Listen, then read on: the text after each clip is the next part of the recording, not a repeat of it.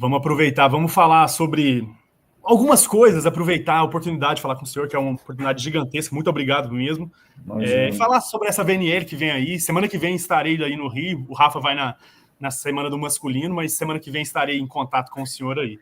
Mas vamos falar dessa primeira semana. Como que vai ser jogar com a torcida ali? Como que vai ser essa primeira semana, logo na primeira semana com a torcida? Bom, Pedro, isso é uma coisa que tem acontecido já há alguns anos, né? Primeiro foi Brasília, depois, agora, o ano passado, Rio, esse ano, Rio novamente.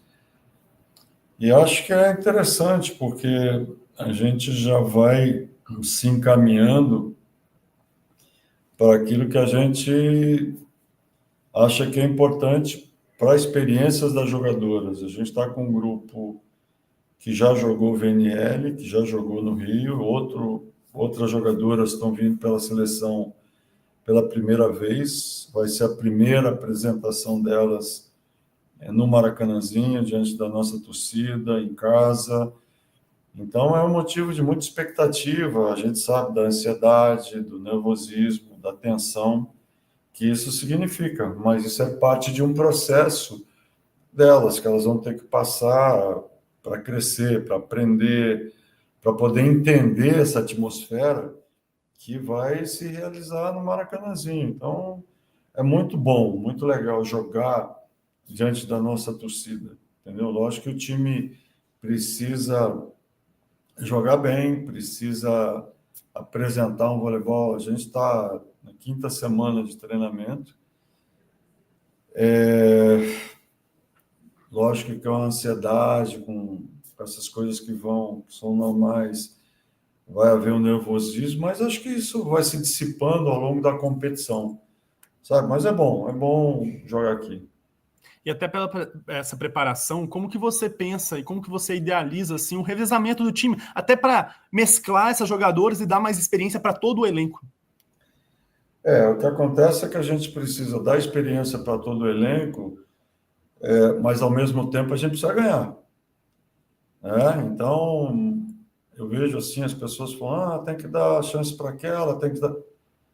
A coisa assim, você dá chance, você sabe o quanto é difícil jogar aqui, o quanto a torcida cobra, e isso precisa ser uma coisa muito bem dosada, muito bem adequada, para a gente poder estabilizar. Primeiro, o time precisa ter consistência. Consistência significa ter uma base boa, né, que a gente está criando e vai ser criada ao longo da VNL até o Campeonato Mundial. A gente precisa melhorar em muita coisa, e quem vai dar esse feedback para a gente são exatamente os nossos adversários. Não no treinamento, porque o treinamento você treina uma coisa geral, você procura melhorar bloqueio, defesa, o saque, você procura melhorar tudo, enfim, né, o volume do jogo, vamos colocar dessa maneira. Mas o adversário é que vai dizer, bom, sacaram mais aqui, sacaram mais para lá, atacaram mais por cima dessa jogadora, a defesa não funcionou tão bem na posição 5, na posição 1, a gente precisa melhorar para cá, precisa melhorar para lá, precisa evoluir nesse sentido, ou seja, os nossos adversários, com o estudo deles, é que vão também nos orientar para onde a gente tem que seguir, né? Então, isso vai de acordo com o tempo.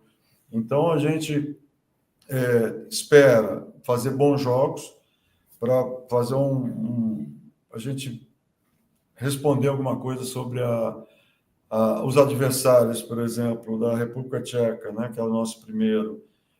É um adversário perigoso, a gente perdeu um set para a República Tcheca no Mundial de 2022. A maioria dessas jogadoras da República Tcheca não atuam na República Tcheca, e sim pelo mundo. Elas jogam no Campeonato Turco, Campeonato Italiano.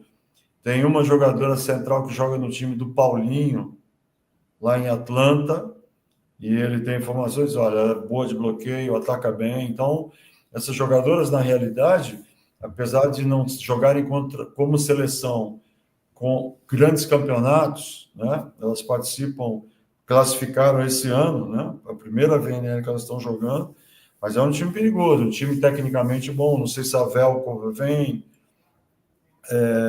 Vamos ver, mas acho que é um time, normalmente o voleibol da República Tcheca é um voleibol técnico, é um voleibol bastante interessante, assim, que os jogadores de errar pouco, de ter um bom posicionamento, sabe, de se adequar facilmente às características do adversário. Depois a gente tem os Estados Unidos, que sempre, qualquer seleção que vem americana, vem bem. A gente sabe o contingente de jogadoras que tem lá, e sabe a qualidade do voleibol americano. Depois, a Alemanha, que já fez uma série de amistosos aí com a Itália, um quadrangular na Itália também, e que jogadoras bastante interessantes. E a final, a Itália, que a gente não sabe ainda como a Itália vem. Eu vi alguns amistosos da Itália, mas não sei se realmente vai ser aquele time que vem para cá. Ou seja, os times, na realidade, como um todo, eles estão... as jogadoras estão chegando, né? O pessoal que terminou a Champions League, dia 4 de maio, estão começando os seus treinamentos agora, seja lá na Turquia, que participou da Liga das Nações, seja a gente com a Gabi, né, que terminou no dia 4. Então, eu acho que a partir da segunda semana, terceira semana, os times vão estar por completo.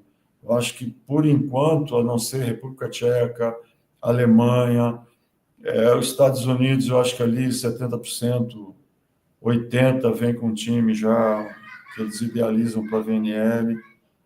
E o Brasil, que tem algumas ausências, mas que para a segunda já diminui um pouco, depois a Gabi volta já para a terceira semana, e assim por diante.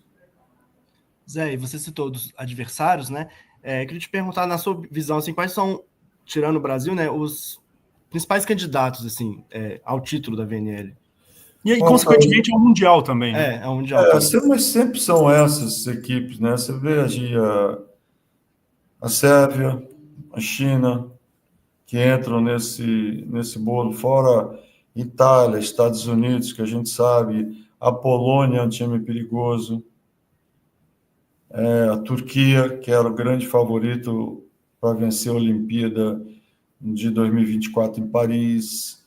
Então, eu acho que o Japão, que incomoda todo mundo, vai ter ausência de algumas jogadoras importantes, como a Inoue e a Koga. Então, eu não sei como é que vem, se essas jogadoras vão fazer muita falta. Eu acredito que sim, né? Mas se tem outras jogadoras novas que vão entrar e que vão poder ajudar o time. Então, na realidade, eu vejo assim 8, 9, 10 times que vão estar brigando por esse pódio no Mundial. Esses aí que eu falei, e uma outra surpresa que sempre pode acontecer, um Canadá da vida, que você sabe que incomoda, né? Tem boas jogadoras, a Grey não participa da Liga das Nações, mas a Kira, que é oposta, é o Henrique, né? Que é oposta, participa, a Bri, levantadora, participa. Então, é um time que é chato, né? Esses times cada vez estão melhorando. Eu li que tem uma jogadora de 2,7 m, que vem da Universidade dos Estados Unidos também, que é boa de bola. Então, vão surgindo, eu acho que agora, nesse ciclo, começam a surgir novas jogadoras e que você vai tomando conhecimento, vai entendendo como elas jogam, vendo as características. A Turquia é sempre um time que é candidato, né? Com a Vargas bem, Karakuti bem, enfim, vamos ver como é que a Eda vem. Então, a gente agora, com esse começo de ciclo, começo de ano para a gente, né? E com os confrontos, a gente vai vendo como é que esses times vão reagir, como é que eles vão se compor para o futuro. Zé, e falando um pouco sobre o momento da seleção, queria que você avaliasse um pouco como é que está sendo essa reformulação. Essa VNL, se eu não me engano, é a primeira sem nenhuma bicampeã olímpica, né? Porque a Thaisa agora saiu, né? Então, assim, como é que está sendo esse processo?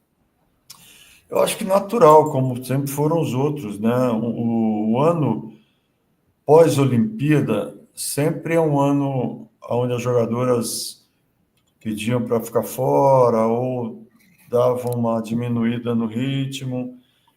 Então, não está sendo diferente. Está entrando uma nova geração que está tendo a possibilidade de treinar.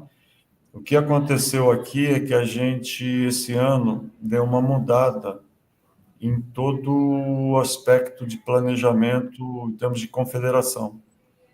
Então, nós vamos ter, treinando aqui em Saquarema, desde a seleção sub-17, 19, 21, 23, e eu não gosto de chamar de sub-26, porque sub-26, para mim, não existe, é uma seleção universitária, tá? E que o requisito para jogar a universidade é você ter abaixo de 26 anos. Por isso é que se falou sub-26. Mas, na realidade, essa seleção universitária ela está se juntando à CBV, coisa que nunca foi antes, né? E por que isso está sendo feito? Exatamente para a gente poder ter um gap maior, uma possibilidade maior de estar vendo mais as jogadoras por aqui. Nem sempre você tem essa possibilidade, né? Você tem 30 nomes para convocar. Eu, particularmente, não gosto de trabalhar acima de 16. O treinamento não rende o que tem que render, porque é muita gente treinando, e você tem que dar padrão para o time, você tem que dar qualidade para o time. Então, com muita gente, as repetições ficam menores, né? Diminui a intensidade, aumenta o volume muito. Então, eu acho que ali 16, 18 no máximo é um número bastante adequado. E aí, agora aqui a gente tem a possibilidade, por exemplo, de estar vendo a seleção universitária treinando com o Aldori. E alguns nomes que estão na lista das 30. A outra coisa interessante é o seguinte, a prioridade de algumas jogadoras. O que é importante é elas jogarem, é importante elas estarem tendo essa possibilidade de terem essas experiências jogando. A Aline e Helena, que estão convocadas para a seleção nacional, elas têm a prioridade esse ano de jogar pela Sub-21 mundial, que nós vamos ter. Só que a Federação Internacional, na minha opinião, teve um equívoco. Eles colocaram a data do Campeonato Mundial Sub-21 muito próxima da data do Campeonato Mundial adulto. Então, essas jogadoras não vão ter tempo hábil de treinar com as seleções principais. Entendeu? Mas, então, em cada situação aqui, a gente está tendo... Nós temos, por exemplo, a Lana, que tem condição de jogar a Universidade, a gente tem a Marcele com condições de jogar a Universidade, só que essas jogadoras também vão participar da VNL. Tá? Então, o que a gente está querendo, gostaria que acontecesse, é que elas tivessem uma participação podendo jogar, podendo ter as suas experiências, crescendo e evoluindo. Tá? Eu acho que esse ano é um ano que a gente pensou diferente, está fazendo diferente. Interessante isso. E Zé, são 22 anos na seleção feminina, você conviveu com diferentes gerações. Como que é lidar com diferentes características das próprias jogadoras, assim? Isso é muito diferente. Os grupos são diferentes, as características são muito diferentes, a forma como a gente tratava no começo para agora são muito diferentes, mas são adaptações que você vai tendo de você mesmo, da comissão técnica toda, de todos os integrantes que trabalham, porque a gente conversa muito, e o trabalho que é feito aqui é muito individualizado, não é um trabalho geral. Por exemplo, na parte física, cada uma tem a sua especificidade de trabalho. Precisa trabalhar mais uma coisa do que outra, né? Tem o plano geral, que é o plano técnico, de você saber bem os fundamentos, dominar bem os fundamentos, mas tem a parte de especificidade delas. E essa parte também de individualidades pessoais, né? Como cada uma funciona. Isso é o mais importante para a gente entender e também não esquecer do todo, que o mais importante é o time. Então, é o que cada uma vai poder dar do seu melhor para o time, o que cada uma vai trazer de melhor para o time, sem perder as suas individualidades, mas tentando melhorar a sua parte técnica, a parte tática, que ela vai ter que ter um entendimento bom, que ela vai ter que estudar, a parte mental, que ela tem que evoluir, cada vez ficar mais forte para conseguir suportar os momentos de crise do jogo, os momentos de dificuldade nos campeonatos. Então, é um crescimento que é construído dia a dia, nessa evolução. Elas entenderem o que é necessário fazer, o quanto de sacrifício a gente precisa colocar nessas nossas escolhas, né, de vida. Porque isso é sacrifício, é você deixar as coisas que você mais gosta na vida para realizar sonhos, né? Então, não é simples você renunciar a tudo que você tem que renunciar para estar aqui, treinamento técnico em cima toda hora, e comissão técnica, e pressão de torcedor, e pressão de resultado, e pressão de patrocínio, pressão de tudo, na realidade, né? Que existe, que são coisas normais, e que a gente tem que lutar. Então, é por aí que o trabalho acontece. Zé, e mudando um pouco agora o assunto para o jogo da seleção em si, uma questão que foi muito comentada no último ciclo, né, no ciclo, né, na Olimpíada, no caso, foi a concentração das jogadas decisivas na Gabi. Como que você acha que a seleção pode distribuir melhor esse protagonismo, assim? Isso é uma coisa que não é simples, é uma coisa de muita credibilidade, de confiabilidade. Sim. Uma vez jogando, depois da Olimpíada de 92, com o Marcelo Negrão, logo em 93, a gente estava jogando com a Alemanha, ele errou a última bola. Ele falou assim, pô, eu tinha que errar a última bola, eu tinha que bater lá para fora. Eu perguntei para ele, mas Marcelo, por que a última bola foi para você? Aí ele parou para pensar e falou, eu acho que o pessoal confia em mim. Eu falei, porque a última bola foi para você, porque todo mundo confia em você. E a hora que eu, o outro, todo mundo estava dentro da quadra e ia dar bola para você. Então, a Gabi ainda ela tem essa confiabilidade de todo mundo. E todos os jogadores precisam ter essa confiabilidade. Entendeu? Isso faz parte do jogo. E uma coisa que não é simples é o seguinte, não pense que uma jogadora, numa semifinal de Olimpíada, não é do campeonato da Superliga ou do campeonato do colégio, é uma semifinal olímpica, entra achando que é tranquilo, que vai lá e que vai jogar, que vai... Não é assim, não funciona assim. Seria muito bom se fosse a substituição, vai lá no lugar da Gabi e vai decidir agora. Tá? Será que você daria bola naquele momento para a jogadora que entrou? Eu fico nervoso só de pensar aqui, Zé. Sim, então, assim... Pois é o que eu falo. Não é simples assim. Sim. O que a gente precisa fazer?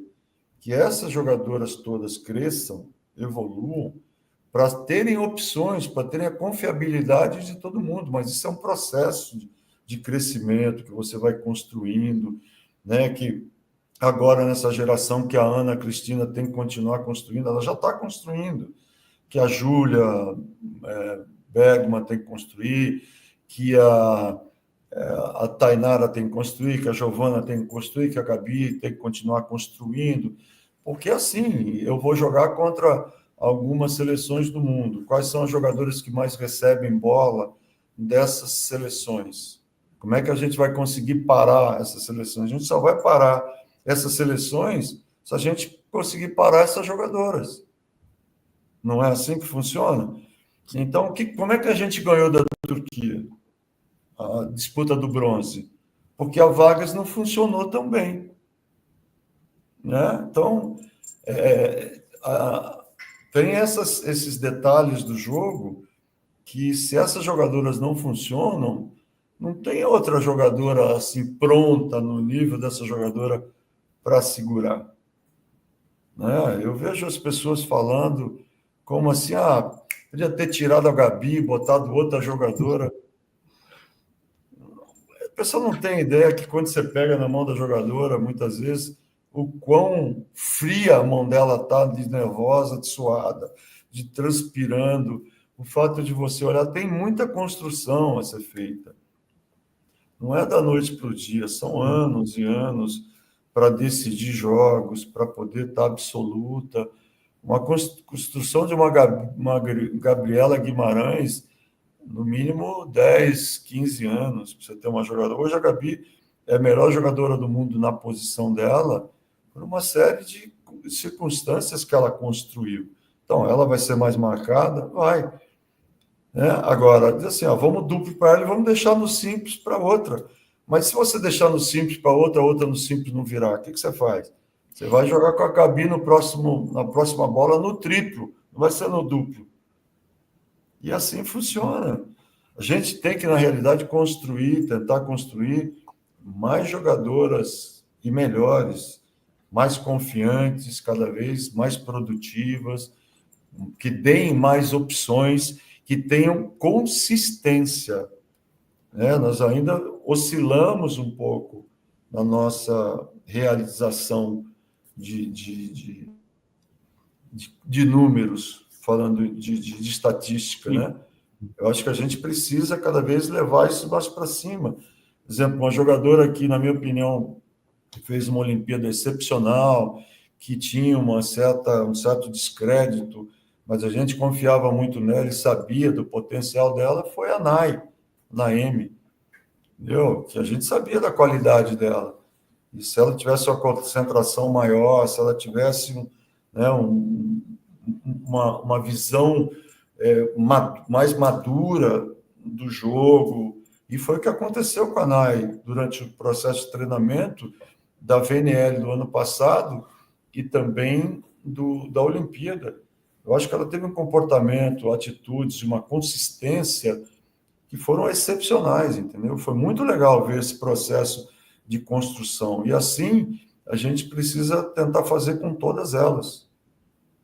Sim, é muito interessante o que você falou, Zé. Ainda mais agora a gente vai chegar na parte, um bloco aqui da entrevista que a gente dividiu por jogadoras, para a gente falar sobre algumas. E você é um ótimo jornalista, Zé. Você antecipou algum. É que eu vou falando, Pedro, eu vou atropelando, a gente vai jogando conversa assim, fora. Zé, por mim, a gente ficava aqui umas 5 horas hoje. É muito legal. Assim, e sentava depois num bar, tranquilo, mas eu sei que você tem tempo aí, então a gente vai acelerando por aqui. Mas a gente falando sobre jogadoras, aí a gente marcou algumas jogadoras aqui, vamos conversar sobre elas. Primeiro sobre Gabi, você já falou sobre ela, mas você falou, ela vai para a terceira semana? Você vai convocar ela na terceira semana ou ela vai antes? A Gabi terminou dia 4 de maio na Champions League da Europa.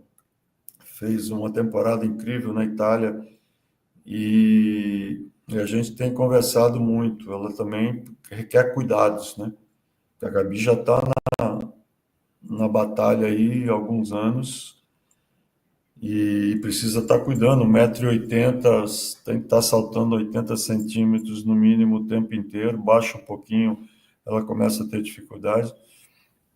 Mas ela está cuidando, já fez os procedimentos que tinha que fazer no joelho para aguentar a temporada toda, seja de seleção, seja de clube. Ela deve encontrar com a gente na Europa, né, na nossa ida para a Turquia, e a gente começa a preparar a Gabi com bola, porque a parte física ela não descuidou, ela continua fazendo. O Zé Elias está em contato com ela, que é o nosso preparador físico constante, fazendo os treinamentos com ela. Então a Gabi vai chegar bem fisicamente, e aí vai ter que ser só a transferência para a bola, né? Mas aí, assim, se eu falar para vocês, a Gabi volta na terceira semana, a gente tem que ver como ela vai voltar. Sim. A gente só vai deixar com que a Gabi volte se ela se sentir bem. Se a gente vê que ela está saltando normal, se ela está já cumprindo uma parte do treinamento sem entrar em fadiga, se ela não está, enfim, com nenhuma dor, né? Se ela estiver bem, se sentindo bem e achar que é o momento de participar da terceira semana, que assim seja. Mas a gente respeita muito a jogadora, tá? Como está sendo aqui com todas elas agora, está bem, faz um pouquinho, aumenta um pouco no treino seguinte, e a gente vai dosando o treinamento dela até ela estar podendo fazer um treinamento total para poder estar pronta para jogar. Zé, agora eu vou citar 3 assim, jogadores de uma vez. Queria te perguntar primeiro se você espera a Rosa Maria nesse ciclo ainda mais protagonista, e também se a Júlia Bergman e a Ana Cristina, se você vê elas mais prontas para se consolidarem como titulares nesse ciclo. Eu acho que sim, você vê o comportamento delas, comportamento que eu digo assim, quando elas chegam, né? Primeiro a transformação que elas tiveram da fase de adolescentes quando chegaram para mulheres que são. E aí o crescimento e o amadurecimento delas dentro do vôlei propriamente dito, né? Como chegaram tímidas e hoje elas são protagonistas dos times que jogam. E quando elas chegam na seleção, eu já vejo uma diferença muito grande como elas se colocam, porque agora elas são as protagonistas, né? Nós estamos aí sem a Thaísa, sem a Carol, que jogaram os Jogos Olímpicos, são jogadoras experientes, importantes, e que sempre quando chegam, causam já um impacto. E eu acho que isso vai acontecer cada vez mais com a Júlia, com a Ana. Eu vejo a Rosa cada vez mais madura. Assim, você vê a Rosa treinando, o foco que ela treina, a quantidade de erros que ela comete, que é muito pouco, né? E a versatilidade que ela tem. Agora, ela sabe que ela tem que cuidar do físico, que ela tem que estar pronta em todo momento, que ela tem que estar bem, né? Uma jogadora com 1,85 m, ela não é uma jogadora de 2 metros de altura. Então, ela tem que se dar um volume, ela tem que fazer as duas coisas bem. Pode jogar na posição 4, como jogou o Mundial de 2022, pode jogar na saída, mas ela precisa estar muito bem para poder jogar. E a briga, cada vez dentro da seleção, aumenta, porque todas as outras meninas também vão melhorando, vão evoluindo, né? Vão se transformando, e aí é que elas precisam estar muito focadas, porque a ideia sempre é que jogue quem está fazendo mais pontos ou quem está melhor nesse momento. Sim. Agora, mudando de posição, a posição de levantadora ainda é um pouco contestada. E recentemente, no evento do COB, eu conversei com a Fofão sobre. E Fofão, referência na posição. Muito. E aí ela falou que está faltando um pouco de novas jogadoras com perfil de Brasil nessa posição. Como que você vê isso? Que a Macris e a Roberta são bons nomes, ela elogiou, mas tem 36, 35 anos. Pedro, falta de trabalho de base. Esse é o grande problema. Então, eu vejo times investindo na categoria adulta, né? E pouco trabalho na base. Então, o que acontece quando você tem pouco trabalho na base? Você não tem quantidade. E aí é o que acontece de ruim no vôlei brasileiro, que a gente está falando já há algum tempo, sempre para abrir os olhos em relação a isso, porque falta material. Se você perguntar assim, pô, Estados Unidos, por exemplo, Estados Unidos, para mim, tinha que ganhar tudo. Aí a pessoa fala, o Brasil não ganha do Estados Unidos. Os Estados Unidos ganhou pouco em relação ao que podia ganhar. Com a quantidade de times que ele tem, com a quantidade de jogadores que tem, de investimento que é, das instalações que tem, a minha opinião é que ganha pouco. Devia ganhar muito mais. Devia ser que nem o basquete no masculino, dos Estados Unidos e no feminino. Entendeu? Porque a quantidade, um dia eu fiz a conta, lá, perguntei para a Federação Internacional quantas jogadoras americanas tinham fora jogando nos Estados Unidos. 264. 264 jogadores. Para formar uma seleção, né, Zé? Você forma, entendeu? Então, eu acho assim, falta quantidade para a gente ter uma qualidade. Sim. Então, nós cometíamos, Pedro e Rafael, para mim, um erro muito grande. Esses grandes times do Brasil, eles não tinham a obrigatoriedade de ter time de base. Osasco, Rio de Janeiro. Eles não trabalhavam na base. Agora, com o Flamengo, Sesc Flamengo, Flamengo tem base. Osasco, não era o Osasco, esse time de Osasco que tinha base, era o Bradesco. Entendeu? E aí, você tinha lá Barueri trabalhando na base, botando grana no bolso, São Caetano, os clubes que não tinham, Pinheiros. Esses times trabalham muito bem na base, mas são poucos. O Minas, que tem a base, mas poderia também trabalhar mal. Eu sei que o pessoal vai ficar bravo comigo, mas eu preciso dizer aquilo que eu penso. Eu não posso ficar... Você vê o Praia, que agora voltou a ter base. Praia é outro time. Algumas jogadoras tinham vindo do Praia, porque tinham acabado o trabalho do Praia de base, tinham saído. Agora o Praia voltou a formar. Grandes times precisam ser grandes formadores. A gente precisa disso. Nós estamos com uma carência enorme de levantadoras. Aí o pessoal diz assim, pô, mas tem que dar chance na seleção nacional. Gente, a menina tem que primeiro aprender a jogar no clube. Não é na seleção nacional que ela tem que aprender a jogar. A seleção nacional tem que botar em prática e ter resultado na seleção nacional. Ah, mas os outros times fazem isso. Todas essas jogadoras que jogam, elas estão jogando fora, seja da Sérvia, seja da Croácia, seja do Canadá. De todos os países, a maioria joga fora. E tem essas possibilidades. Eu vi agora, até 3 meses atrás, 4 meses, eu estava trabalhando na Turquia. Uhum. Tinham 3 levantadoras turcas que estavam voltando para a Turquia, que estavam jogando fora. França, Alemanha, mas boas jogadoras, não é? Você fala, pô, que esses campeonatos também estão evoluindo, estão melhorando, mas estão fazendo as suas experiências, né? E precisa. Sim. Então, a gente teve algumas coisas que acabaram não acontecendo, ou por opções de irem para clubes e ficarem no banco, e de não jogarem.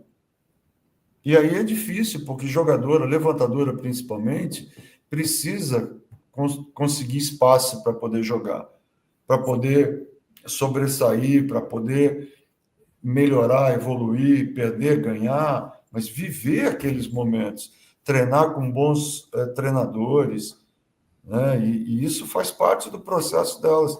Então, algumas levantadoras escolheram ir para times grandes e ficarem no banco. E elas podiam ter evoluído em times menores, jogado em times menores, ganho menos dinheiro, mas investido mais na carreira. É uma escolha. Agora, a gente está sentindo um gap muito grande, porque não tem tantas levantadoras aparecendo aí, né? Porque essas levantadoras que a gente esperava que fossem aparecer, acabaram escolhendo ficar no banco dos seus times, e aí não jogaram. Eram jogadoras promissoras para o futuro. Sim. Zé, e falando, você falou muito sobre essa questão da base, né? Agora vamos falar de uma das grandes assim, revelações da base daqui do Minas nos últimos anos, que é a Júlia Kudes, né? Ela voltou agora para a seleção, né? Depois da lesão que ela teve no ciclo passado. Queria te perguntar se você vê ela como assim, uma espécie de substituta da Thaísa, que agora saiu, e também como é que você está vendo assim, esse retorno dela da lesão?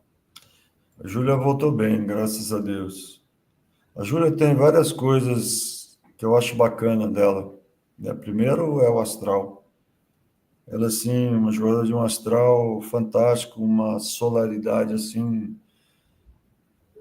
incrível. É uma jogadora extremamente positiva, otimista, quer melhorar o tempo inteiro, pergunta o tempo inteiro, está sempre interessada em melhorar, em evoluir, em colaborar com o time.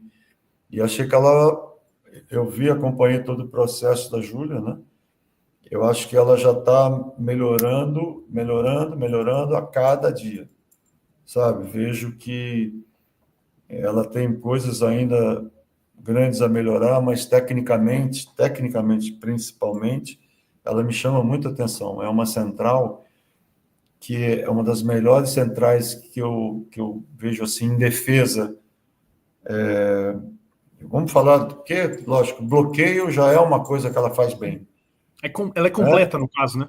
Exato. Ela tem que melhorar um pouco o ataque pela frente, né? Nas bolas à frente da levantadora. Por trás, ela está evoluindo muito a China. E atrás, por exemplo, ela é uma defensora quando ela está atrás, quando ela saca, ela não é. Ela toca em muitas bolas, ela sobe muitas bolas. Quando cai na mão dela para executar um levantamento, ela executa com maestria, entendeu? Então é uma jogadora completa, como central, né? E que não é fácil de encontrar a qualidade técnica que a Júlia tem, não. E ainda nessa de central, como o Rafa falou, se a Júlia poderia ser uma substituta da Thaísa. E sobre a Thaísa, assim, você conviveu muitos anos, ela ficou fora de Tóquio, mas como que você vê ela você chegou a tentar convencer ela a ficar um pouco mais ou agora não? Não, agora não. Eu acho que assim, a Júlia tem características diferentes da Thaís. A Thaís era uma jogadora que a bola dela pela frente, ela extremamente eficaz. Ela não era por trás, ela tinha um pouco mais de dificuldade, né? Cada uma tem uma característica. Carol Gataz, por exemplo, excepcional por trás, não era a mesma excelência pela frente, batendo pela frente da levantadora. Sim. Então eu vejo assim, ela é uma grande substituta de uma central. Eu acho que a Júlia vai ser uma grande central. Eu acho que, primeiro, que é uma jogadora jovem, a jogadora que gosta de aprender, que joga para o time o tempo inteiro, que quer dar o seu melhor o tempo inteiro. Então, e saca bem, né? Ela tem qualidade em todos os fundamentos que ela executa. Então, vai ser, para mim, uma das melhores leituras de bloqueio que a gente já teve no Brasil. Ela tem muita qualidade. Tomara que ela continue evoluindo. Sim. Né, que essa contusão acabou atrapalhando o desenvolvimento dela. Infelizmente, é um ano que você perde, mas, pelo outro lado, é um ano que você tem para realmente pensar, preparar a sua volta, preparar, né, o futuro. Eu acho que ela fez isso muito bem. Zé, e agora falando sobre E outra a central... Thaísa, perdão. A Thaísa é um excepcional central, né? O que ela impõe ali, tanto é que é uma jogadora que você não pode deixar sem marcar. A levantadora recebe o passe nos 3 metros, na linha dos 3 metros, você não pode abandonar a Thaísa, porque se a levantadora cismar de jogar ali, ela pode causar estrago, né? Por causa da eficiência que ela tem. Agora, vai ser sempre uma jogadora marcada com bloqueio simples, com duplo, não vão largar a Thaís. Mas você não chegou a tentar convencer a ela? Não, agora não, porque ela conversou comigo, a gente tinha conversado antes, que ela já estava sentindo que ela ia cuidar do físico dela para encerrar a carreira da melhor maneira possível, para ser mais longeva possível. Sim. Dentro do clube. Tá, e seleção, é difícil para ela jogar seleção a temporada clube. Fica eterna, né, Zé? Muito cansativo. A temporada é muito longa. Mas é uma das melhores centrais que eu já vi no mundo. E agora sobre outra central também, a Carolina. Queria te perguntar se você conversou com ela sobre ela ficar de fora da VNL e se tem alguma chance de ela estar no Mundial depois da VNL. Não, a Carol, ela tem algumas prioridades na vida dela, né? E o que ela me colocou de prioridades, eu respeito, acho que é a escolha dela e ela pediu para ficar fora, então ela vai ver, vai cuidar da vida, enfim. Não vejo como ela voltar para esse Mundial, não. Mas fora deste ano, não do ciclo. Eu não sei o que vai acontecer, porque também é o seguinte, seleção não é um lugar que você pode estar escolhendo, agora eu vou, agora eu não vou. Seleção é uma coisa que você tem que fechar um ciclo, você tem que participar, É lógico que, dependendo da situação, a gente respeita, como já teve situações no passado de jogadoras que, se elas eu não estou legal de cabeça, eu não estou bem, eu não posso, eu prefiro ficar fora. E acho que você tem que respeitar isso. Ou eu estou com problema de família, eu estou precisando, me machuquei, estou precisando cuidar dessa parte agora. E a gente sabe, porque a gente tem informações sobre as coisas que acontecem na vida delas. Entendeu? Então, eu acho que tudo é caso a caso. Você tem que ver esses problemas, estudar esses problemas, ver o que está acontecendo e realmente pesar o que vale, porque você sempre tem que ver aquelas jogadoras que estão participando do O ciclo. Agora, processo, tem né? esse detalhe, né? Por exemplo, carência de posições.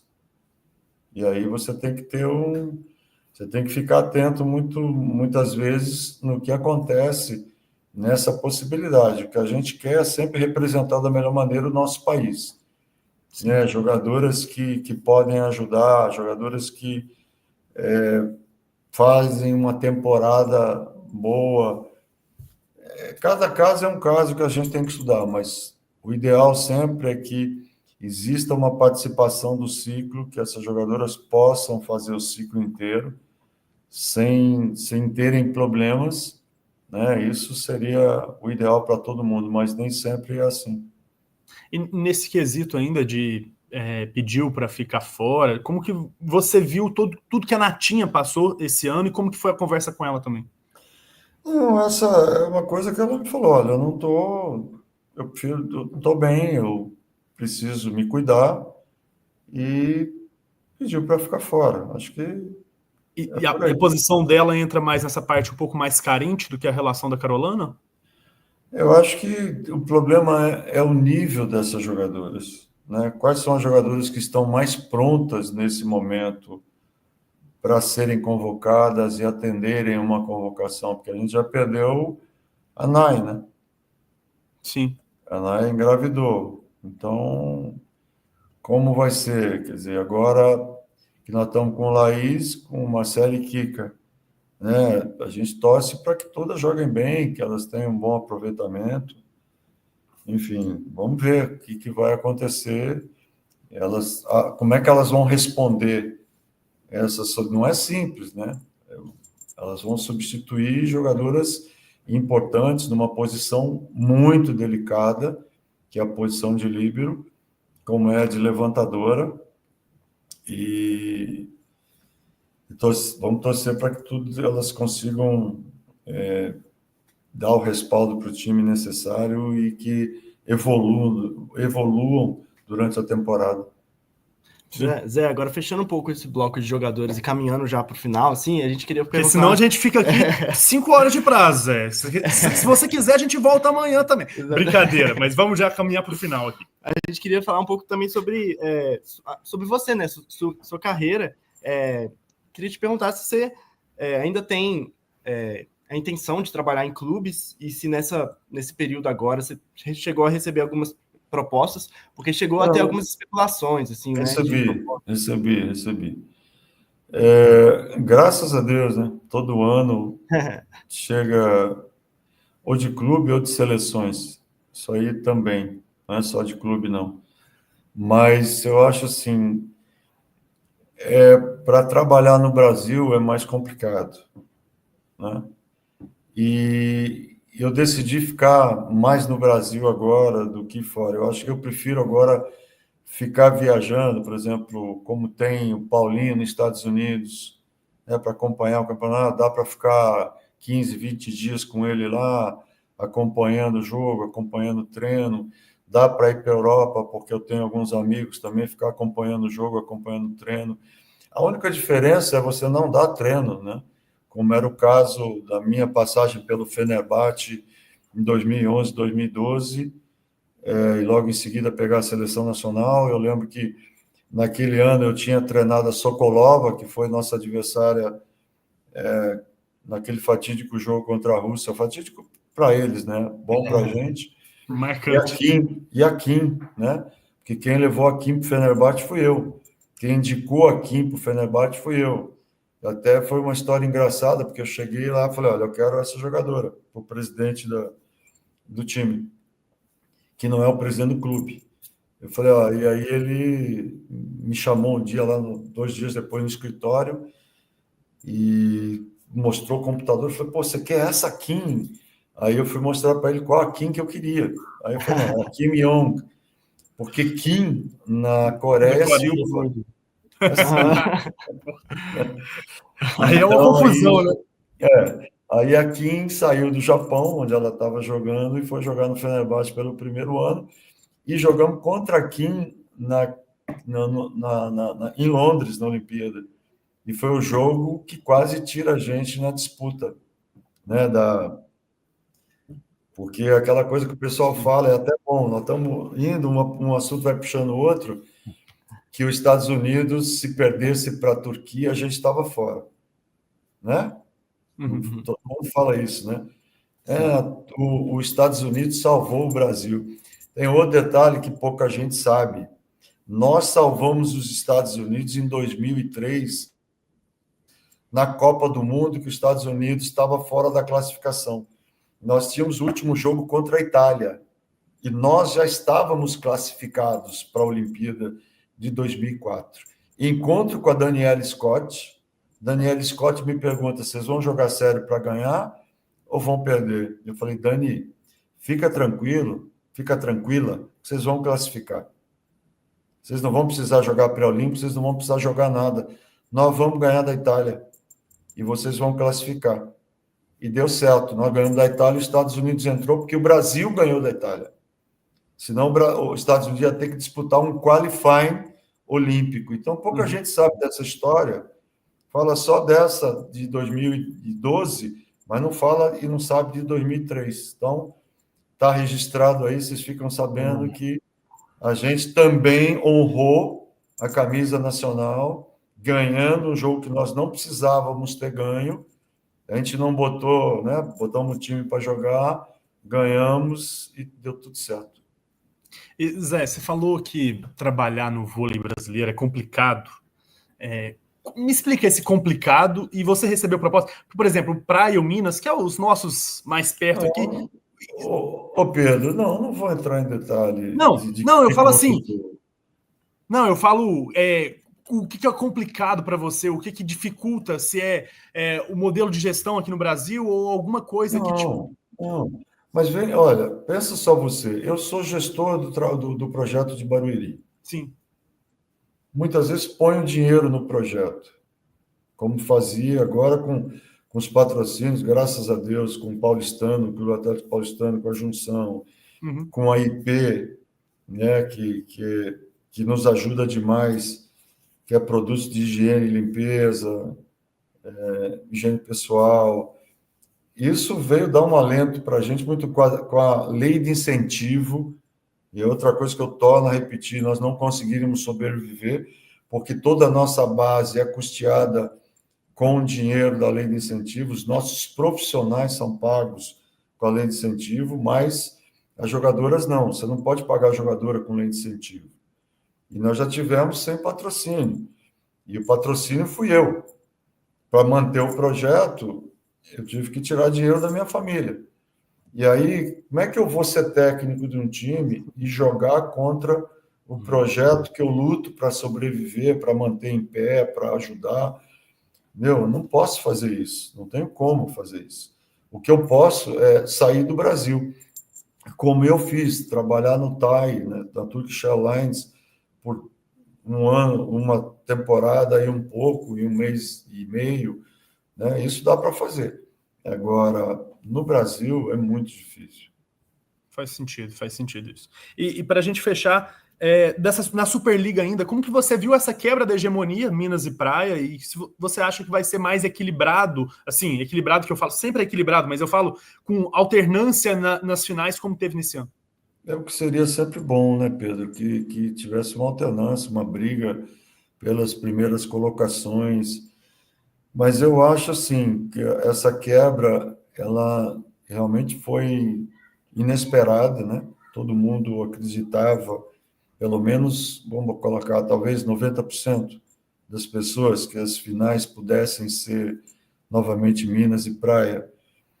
E aí Osasco veio, o SESI também, e chegaram no momento decisivo numa condição muito boa, e depois a final sendo mudada, né, entre os dois protagonistas de 5 edições, né, o Minas e o Praia. Desde 18, né? Desde 18. Mas acho que eles vão continuar com bons elencos, né? Tem o Rio de Janeiro também, que eu acho que entra na briga. Eu acho que o que foi bom também foi ver times menores ganhando de times maiores, né? Vamos colocar dessa maneira. Essa briga, eu acho que é sadia, quanto mais difícil for, melhor, mais a gente evolui. Agora, a gente compete contra dólar, contra euro, né? Então, a gente vê muitas jogadoras da nossa Superliga, as estrelas, indo jogar fora do Brasil.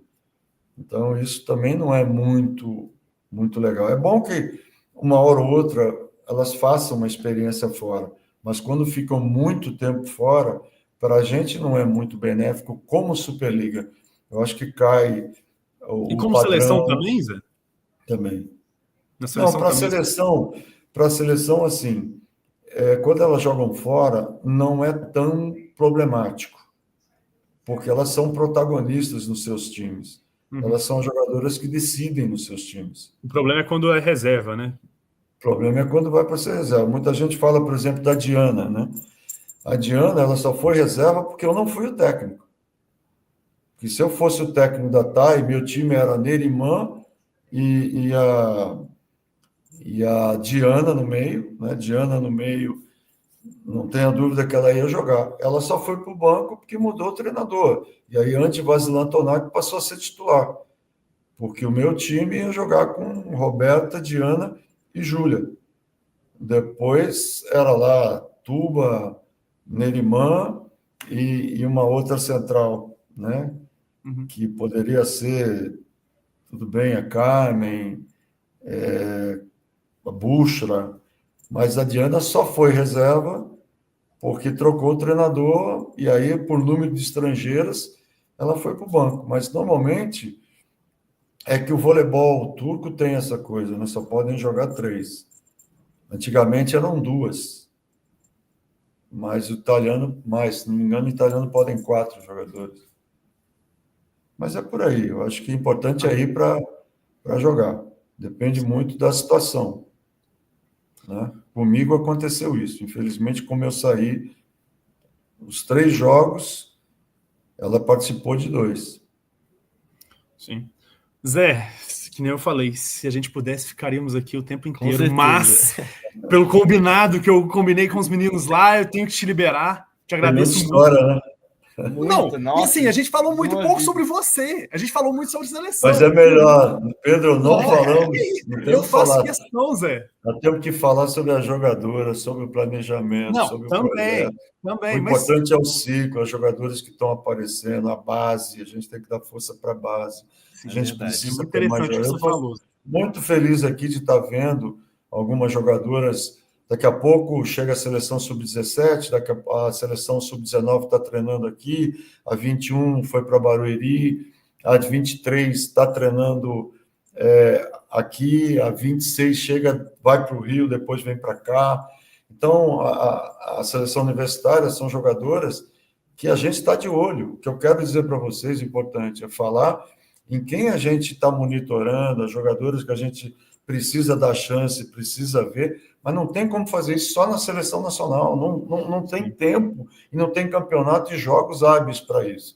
Agora, com essa abertura, dá para a gente ver mais, dá para a gente sentir mais, porque aqui, infelizmente, não dá para a gente ficar ensinando a jogar, né? A gente traz como convidada, vê, analisa, e aí, quando ela sai daqui, ela sai com informações. Olha, você precisa evoluir nesse fundamento, nesse quesito, melhorar teu físico, investir mais nessa parte da alimentação, da nutrição, da preparação física.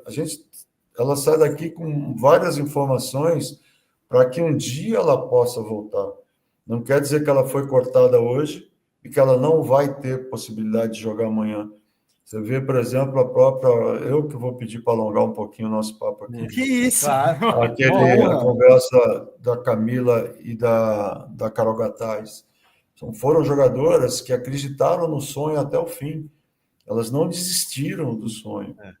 A Carol, na realidade, uma grande jogadora, só que a disputa dela era uma disputa sempre difícil. Cruel, né? Assim como a Camila, quando tinha a Fabizinha e a Leia, que são grandes jogadoras, né? Mas, assim, elas não desistiram e foram para a Olimpíada de Tóquio. Sim. E realizaram um excepcional trabalho, mas a vida é assim. Aí eu falo, eu também fui cortado de várias seleções, mas o que não pode é desistir na primeira ou na segunda. Insiste, melhora, evolui, investe, cresce, né? Porque é só dessa maneira. O que eu vejo assim, Pedro e Rafael, é que muita gente fala que quer jogar na seleção, quer ser campeão, mas tem um preço a pagar, e esse preço não é financeiro, esse preço é de sacrifício. Você sabe, temporada eterna, né? É aguentar essa temporada gigantesca. E tem aquela coisa, tem gente que é mais talentoso e tem gente que é menos talentoso.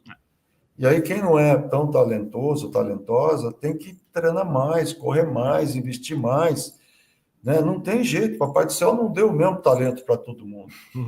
Então, se eu não tenho esse talento, e eu percebi, eu não era um jogador talentoso, eu percebi que onde os talentosos paravam, eu tinha que continuar fazendo, eu tinha que continuar trabalhando mais que eles. Levantar mais cedo, tocar mais na bola, cuidar mais do meu físico, né? Pensar mais nessas coisas táticas, aprender mais. Então, é isso que é o conselho que eu dou.